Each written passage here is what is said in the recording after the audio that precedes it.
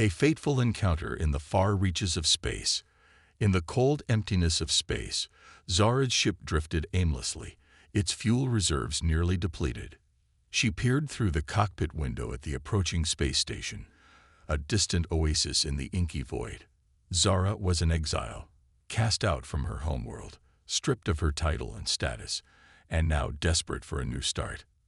As a noblewoman from the planet Astria, Zara had lived a life of luxury and privilege.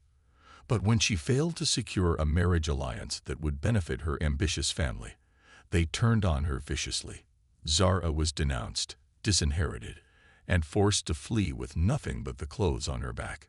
Now, as her ship glided into the docking bay of the remote station, Zara steeled herself. She had no idea what kind of reception awaited her here at the edge of civilized space. All she knew was that she had to find a way to survive.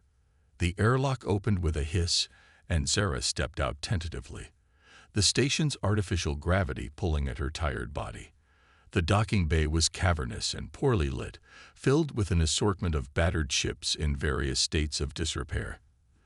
The station had a gritty industrial feel, a far cry from the gleaming palaces of Astria. As Zara made her way deeper into the station, she couldn't shake the feeling of being utterly alone. Strangers of various species bustled past her, barely sparing her a glance. In her elegant dress and fine jewelry, Zara stood out like a sore thumb amidst the rough and tumble inhabitants of the station. Lost in thought, Zara almost collided with a man coming around a corner. "Watch it," he growled, his voice gruff. Zara looked up into a pair of piercing blue eyes set in a human face. The man was tall and solidly built, with unkempt hair and a scruffy beard. His clothes were simple and utilitarian, stained with grease. I'm sorry," Zara stammered, taking a step back. "I'm new here and a bit lost. Could you point me in the direction of the station authority? I need to register my arrival and find accommodations." The man's expression softened slightly as he took in Zara's obvious distress. "Station authority? You mean that bunch of bureaucratic pushovers? They won't do a damn thing to help you. Trust me. What's your name, anyway?" "Zara. Zara Talniri of Astria." Even saying her name felt strange now, like a relic of a past life. "Astria, huh? You're a long way from home, Zara. Name's Riker. I'm a mechanic here, for what it's worth. Come on, I'll show you where you can get a cheap room for the night." With no other options, Zara found herself following Riker through the winding corridors of the station. As they walked, she couldn't help but feel a glimmer of hope. Maybe, just maybe, she had found a friendly face in this cold and lonely place. But little did Zara know, her troubles were only just beginning. For even here, in the lawless frontier of space, her past was about to catch up with her in a way she never could have imagined. Strangers bound together. Zara lay awake, staring at the stained ceiling of her cramped rented room. Sleep wouldn't come, no matter how much her body craved it. Her mind was spinning, trying to process the whirlwind of events that had brought her to this decrepit space station, light years from everything she'd ever known. A chime at the door startled her. Zara's heart raced as she rose to answer it, fearing the worst. Had her family's agents already tracked her down?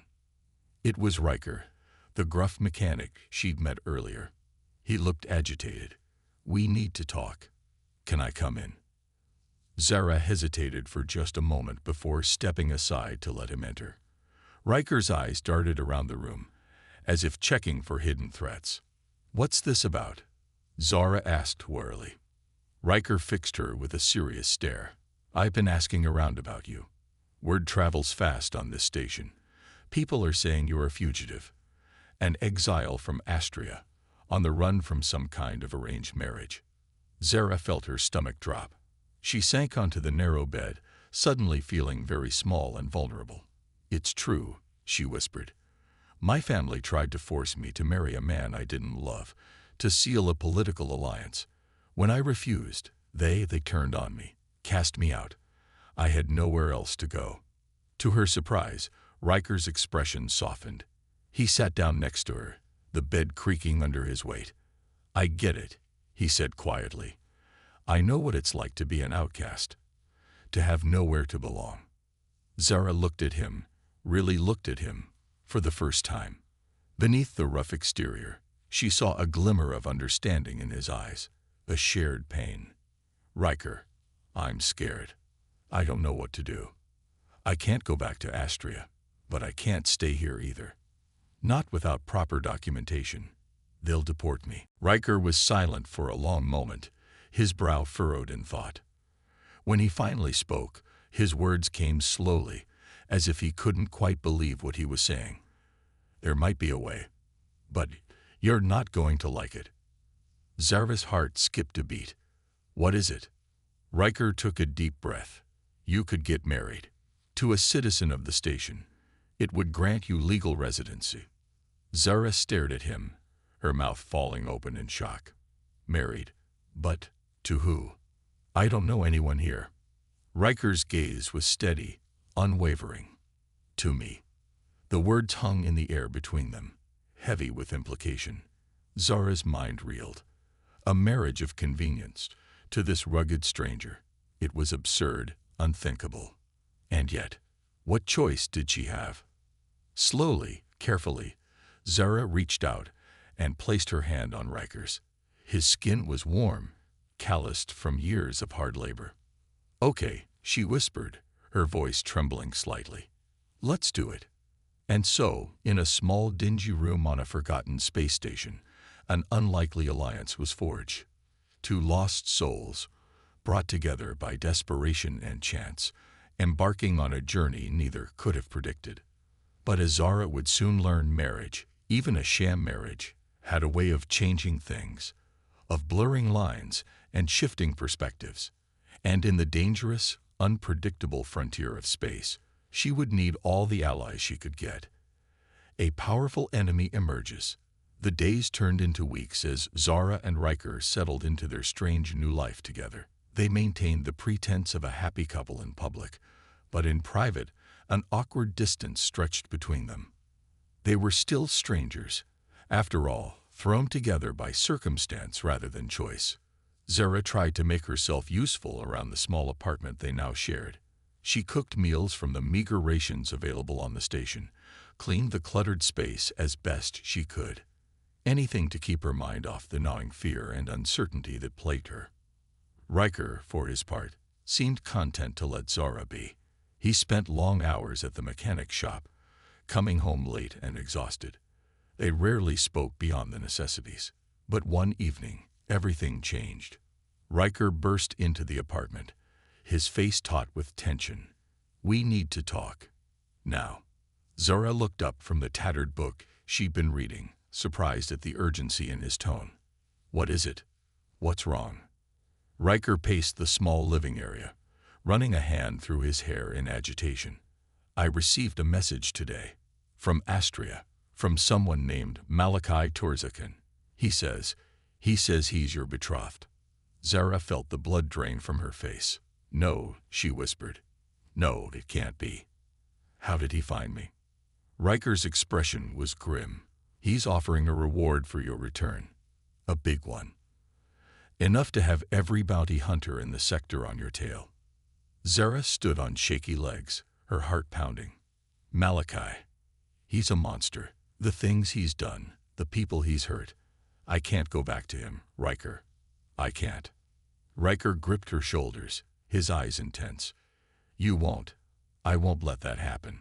But Zara, you need to tell me everything. I need to know what we're up against. And so, with a heavy heart, Zara began to talk. She spoke of her life on Astria, of the rigid caste system that had defined her every move, of the marriage arrangement that would have bound her to Malachi, a man known for his cruelty and ruthlessness. She told Riker of her daring escape, of the price on her head, and the powerful enemy she had made. By the time she finished, tears were streaming down her face. Riker was silent for a long moment, absorbing the weight of her words. When he finally spoke, his voice was steel. We have to leave. Now. It's not safe for you here anymore.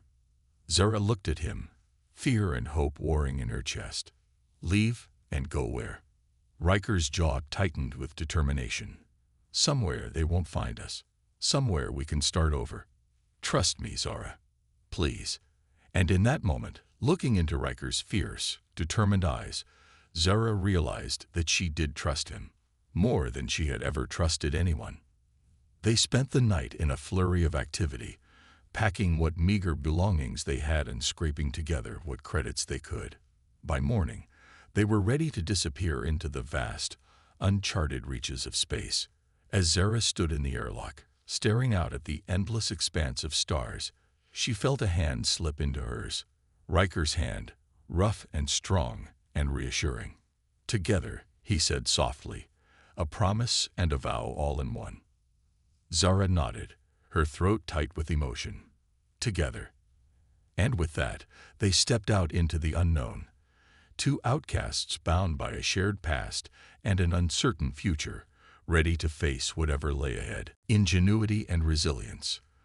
The uncharted territories of space stretched out before Zara and Riker, vast and daunting.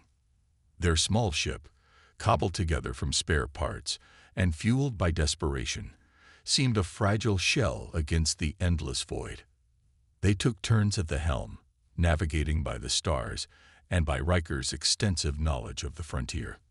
Zara marveled at his skill, the way he could coax life out of the most battered and broken of machines.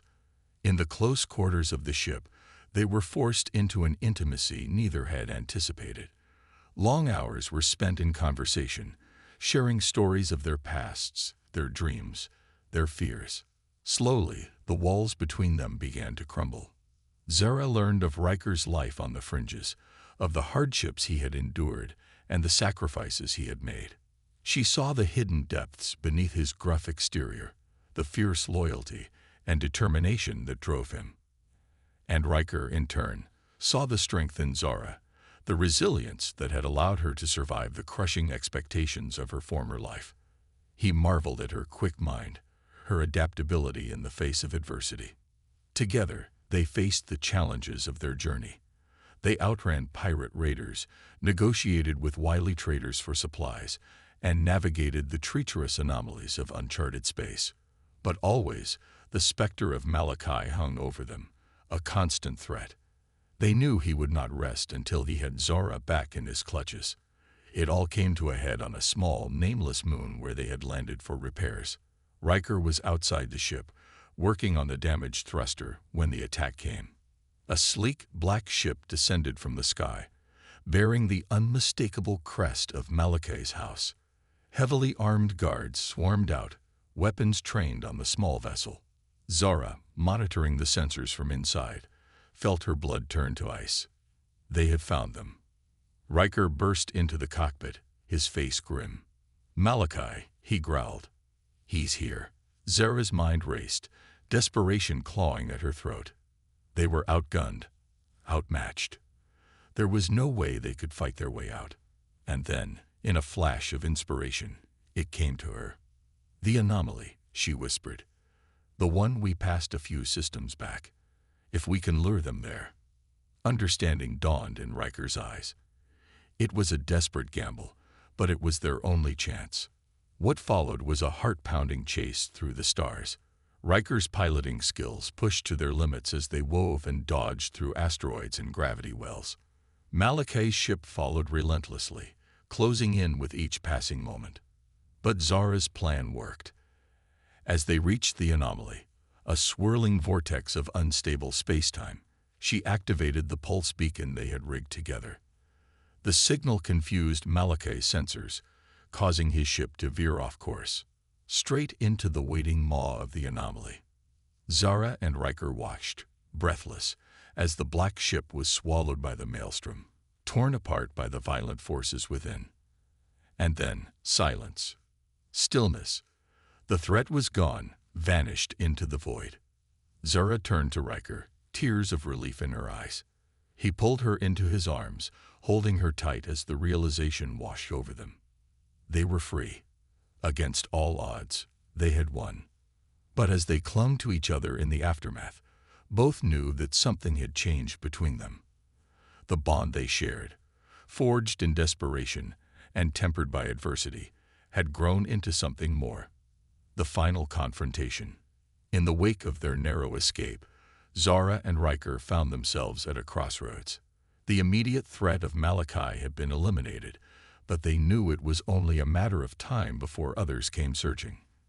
Zara's family, the authorities of Astria, the many enemies Malachi had made over the years, all would be hot on their trail. They couldn't run forever. Sooner or later, they would have to face the consequences of their actions. It was Riker who suggested the unthinkable. "We have to go back," he said one night, as they lay tangled together in the narrow bunk of their ship. Back to Astria, back to where it all began. Zara stared at him, fear and disbelief warring in her heart. "Riker, we can't. It's too dangerous. If they catch us." He silenced her with a gentle finger to her lips. "We'll make them listen. We'll make them see. Zara, you're not the same person you were when you left. You're stronger now, braver, and you have me." Zara searched his eyes, seeing the determination, the unwavering faith he had in her. In them.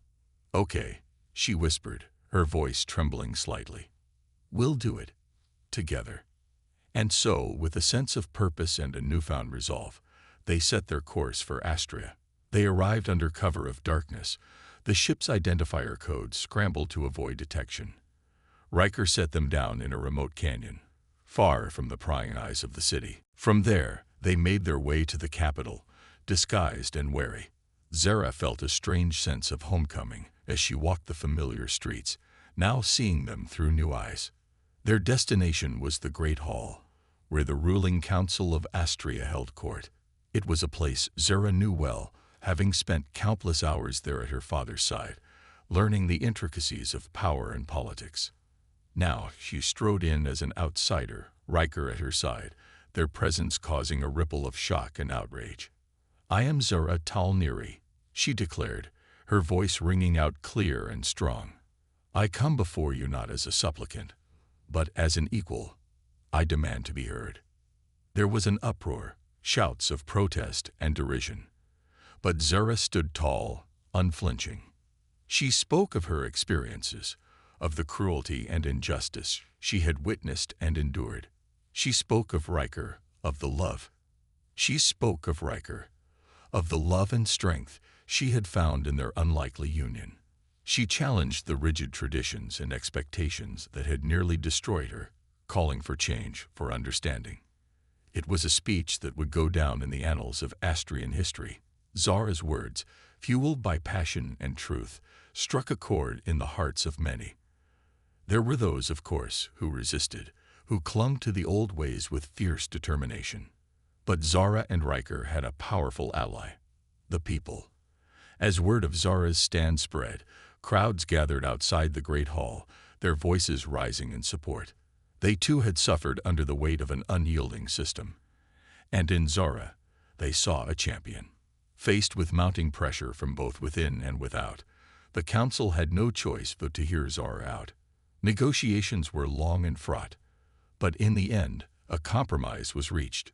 Zara's marriage to Riker would be recognized and upheld, granting her the freedom she had so desperately fought for.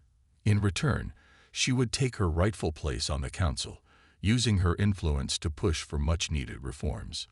It was a victory, hard-won and bittersweet. As Zara and Riker stood hand in hand before the cheering crowds, they knew that their journey was far from over. Change would not come easily to Astria, and there would be many challenges ahead. But they would face them as they had faced everything else, together. Two outcasts who had found strength in each other, who had defied the odds and forged their own path. As they looked out over the sea of faces, Zara felt a swell of emotion. This was her home, but it was also something more. It was a symbol of hope, of the power of love and resilience in the face of adversity. She turned to Riker, her eyes shining with tears of joy. "We did it," she whispered. "We actually did it." Riker pulled her close, his smile brighter than any star in the sky. "No, Zara, you did it. You were the brave one, the strong one. I was just along for the ride. Zara laughed, a sound of pure, unbridled happiness. A ride across the stars, with the love of my life at my side. I can't think of anything better. And as they stepped forward into their new future, Zara knew that whatever lay ahead, they would weather it together. For they had something more precious than status or power or wealth. They had each other. And in the end, that was all that mattered.